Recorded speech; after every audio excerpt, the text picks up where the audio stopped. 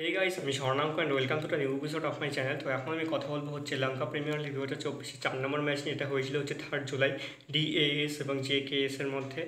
তো ডিএএস মানে হচ্ছে ডাম্বুলা সিক্সার্স এবং জেকেএস মানে হচ্ছে জাফনা কিংস। তো কেমন ছিল ম্যাচটা? তো প্রথমে ব্যাট করতে নামে হচ্ছে ডাম্বুলা সিক্সার্স। তারা 20 ওভারে একটা বড় রানের ইনিংস তৈরি করে 191 রান করে মাত্র 2 উইকেট পড়েছিল। সেই জন্যই গুনাথিলাকা করে হচ্ছে 9 রান। এবং সব থেকে বড় একটা ইনিংস খেলে হচ্ছে কুশল পেরেরা। সে 52 বলে করে একটা সেঞ্চুরি, মানে 52 থেকে কমই হবে, 50/51 বলে করে হচ্ছে সেঞ্চুরি। 52 বলে 102 রানের ইনিংস সে খেলে। 10টা বাউন্ডারি এবং 5টা ওভার বাউন্ডারি মারে সে। ওয়ানি দু করে হচ্ছে 40 রান এবং চ্যাপম্যান করে হচ্ছে 33 রান। এবং ধনঞ্জয় ডি সিলভা 2টো উইকেটই নিয়ে এসেছিল সেদিন।